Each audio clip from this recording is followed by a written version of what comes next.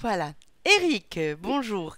Donc écoute, merci beaucoup d'avoir accepté de parler avec moi aujourd'hui parce que j'avais envie d'utiliser cette occasion pour pouvoir présenter Oui. aux personnes qui peuvent être intéressées et aussi évidemment aux gens qui sont déjà inscrits. Nous avons déjà pas mal d'inscrits. Donc les 16, 17 et 18 avril à Paris. Et ceci concerne les coachings, interventions orientées solutions. Mais en fait, on va profiter justement du fait que tu as développé un modèle particulier à l'intérieur de cette mouvance, qui c'est les dessins solutionnistes. Et donc, voilà. Euh, Qu'est-ce que tu t'es dit qui est particulier à ces dessins solutionnistes, en fait? Ce qui est la particularité principale est que, contrairement à l'utilisation du dessin habituellement, qui est plutôt dans une visée psychanalytique et interprétative, là, l'utilisation du dessin que j'ai développé au tout début pour l'utiliser chez les préados, car justement, c'est un moment où ils quittent l'enfance et en même temps, ils ont des difficultés à s'appuyer sur leur imaginaire. Euh, c'est d'utiliser le dessin sur un mode interactionnel et donc et pas interprétatif. D'accord. Donc l'objectif, c'est pas le dessin, c'est la manière dont, avec le dessin, euh, la personne va pouvoir mettre en forme sa problématique et on va coller à ce que la personne a dessiné et non pas à ce qu'elle dit sur le D'accord. dessin. Mhm. Voilà. Ok. C'est à partir du moment où on va utiliser ce que la personne a dessiné comme les éléments qu'on va mettre en interaction. Les dessins qui vont être demandés vont exprimer la vision du monde de la personne et l'objectif. Dans un deuxième temps, la manière dont la personne construit son chemin pour entretenir sa problématique ou construit son chemin pour en sortir. Exactement. Et on va travailler à partir de ces éléments-là. Alors, tu utilises un mot assez intéressant qui est l'imaginaire. Et comment est-ce que tu vois l'imaginaire entrer dans la thérapie ou dans un coaching, notamment ici il s'agit du coaching, c'est-à-dire en quoi l'imaginaire va t'aider à amener une transformation utile? L'imaginaire va être l'expression de l'imagination, de l'imagination d'au moins deux personnes. C'est l'imagination créatrice, l'imaginaire. Et en fait, c'est l'interface entre la pensée réflexive et le vécu corporel, c'est-à-dire l'univers perceptif. Et donc, comme on est des êtres d'anticipation, euh, pour activer l'anticipation, bah, ça nécessite de se projeter un minimum. Mhm. Se projeter, c'est sur une scène où on va faire comme si les choses sont là et on va les vivre comme si elles sont là dans l'instant présent, alors qu'elles ne sont pas là ou pas encore là. Tout, tout l'intérêt va être à partir de ce moment-là de pouvoir permettre à la personne de se mettre en mouvement dans les interactions là où elles sont figées. Mhm. Donc je me dis que c'est quelque chose d'assez nouveau, le fait de pouvoir amener, tu vois, plus de corps Oui, dans le coaching, notamment les coachings en entreprise. Puisque c'est vrai que même si aujourd'hui, évidemment, le coaching a évolué et intègre un peu plus l'émotion, ça reste parfois une démarche trop cérébrale, en fait. voilà. Comme Et que si on pouvait être une entreprise sans son corps et sans les émotions, tu vois. le corps se met en mouvement, capacité de décision débute avant même que nous conscientisons l'action. Et donc, on va travailler en engageant le corps sur la capacité à se mettre en action, c'est-à-dire à mettre en acte ses intentions. Alors, j'entends que tu utilises ces dessins de manière à permettre à l'imaginaire de s'exprimer et de quitter un peu un discours qui serait trop réflexif, en fait.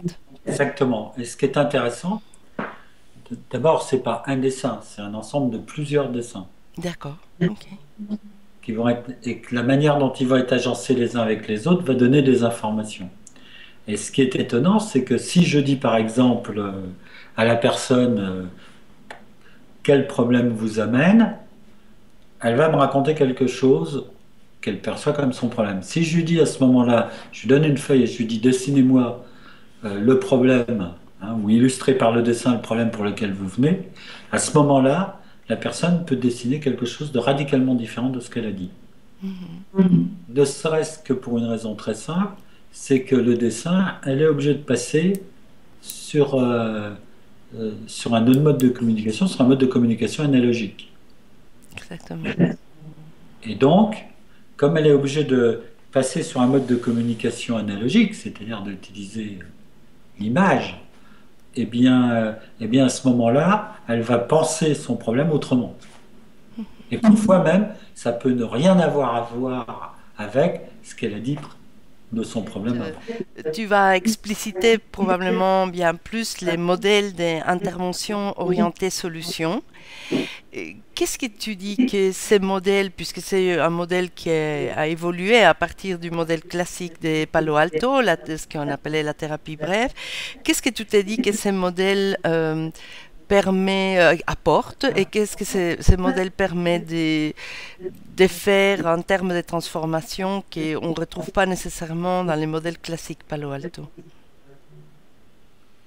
Alors, je dirais que c'était déjà présent chez Ericsson avec la boule de cristal, la technique de la boule de cristal, c'est-à-dire de commencer par travailler, j'allais dire entre guillemets, sur ce qui marche, c'est-à-dire en fait en termes de relations et d'interaction, ce qui est encore dynamique, ce qui est encore vivant chez la personne, avant d'aborder ce qui ne marche pas, c'est-à-dire ce qui est figé.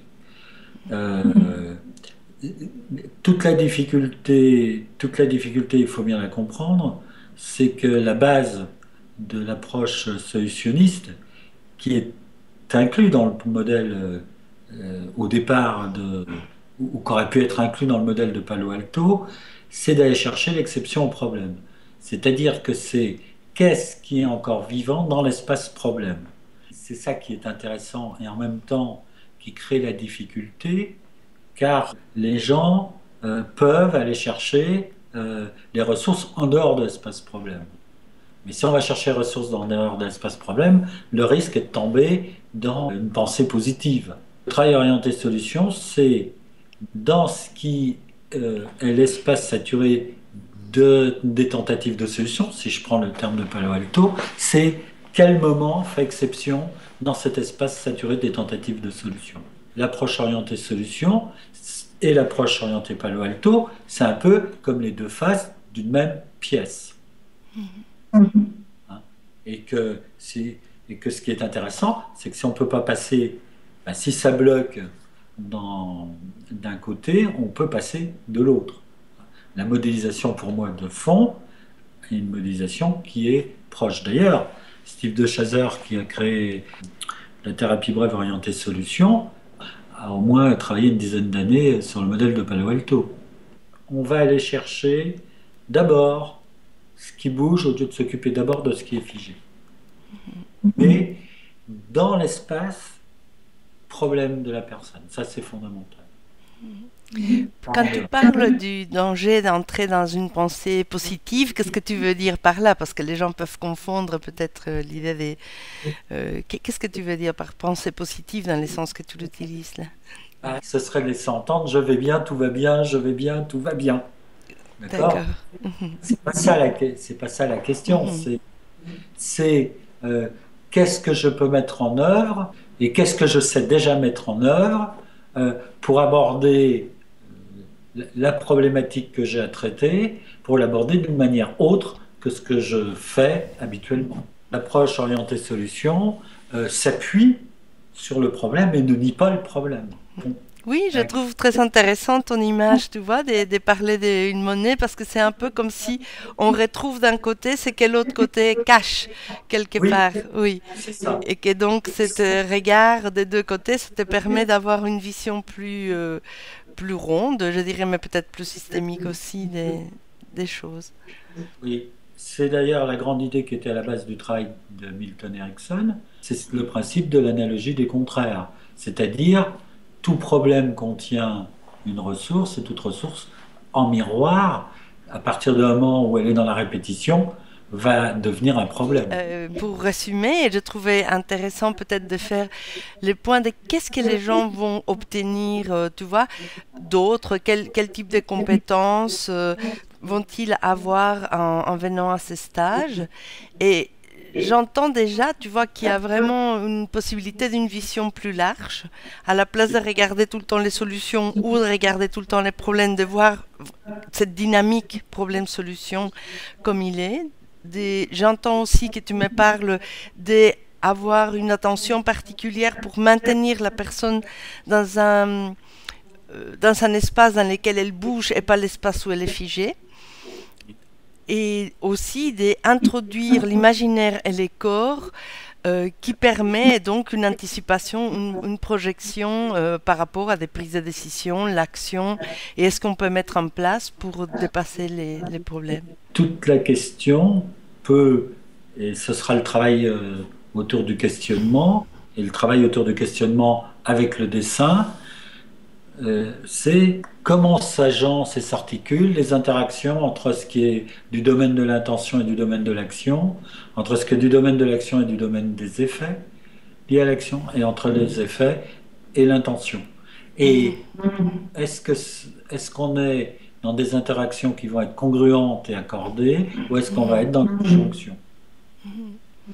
Oui, c'est intéressant parce que là que les mots qui me venaient c'était cohérence, donc tu parles de congruence, et il y a ça véritablement, le fait que la personne ne soit pas dans un tiraillement par rapport à elle-même ou par rapport à ce qu'elle vit, mais qu'elle puisse arriver à avoir une sorte de synergie entre les différents éléments pour pouvoir aller de l'avant.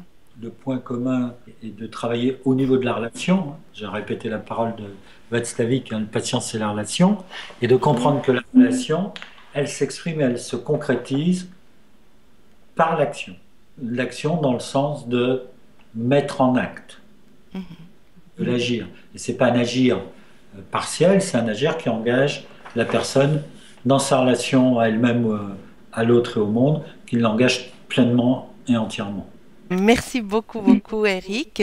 Donc, je voulais rappeler pour les gens qui te connaissent un peu moins que toi, tu es psychiatre.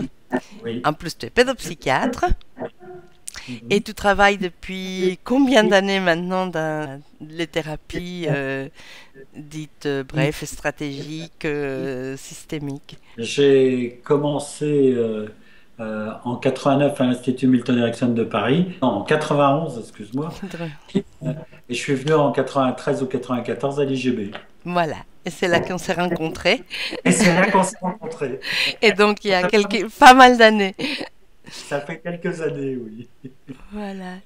Et moi, je trouve ton cheminement, je continue à le dire à tous ceux qui veulent l'entendre, que c'est assez fascinant de voir comment tu as intégré, tu vois, l'hypnose, les thérapies, bref, thérapies solutionnistes, les mouvements alternatifs avec lesquels tu travailles. Et je trouve que cette approche de dessin solutionniste qui est tout à fait applicable au coaching va, à mon avis, vraiment permettre de développer des choses qui sont très nouvelles en fait au niveau du travail qu'on peut faire avec les personnes qui sont aujourd'hui soit en recherche, soit en souffrance dans les entreprises. Donc je répète, c'est les 16, 17, 18 avril à Paris, au sein de CIRCE, et ça part d'une collaboration qu'on est en train de construire entre ton institut, Mimetis, et CIRCE. Alors c'est vrai que partout les gens voient coaching iOS, ça leur fait rire, parce qu'ils pensent que c'est le système d'exploitation Mac ou Apple, et je dis c'est pas du tout ça. C'est pas du tout le système, c'est intervention orientée solution, qui était... introduit, créé par Steve Deschasser et son épouse Inso Kimberg. Voilà. Bah, merci beaucoup, beaucoup, Eric. Merci à toi. Merci.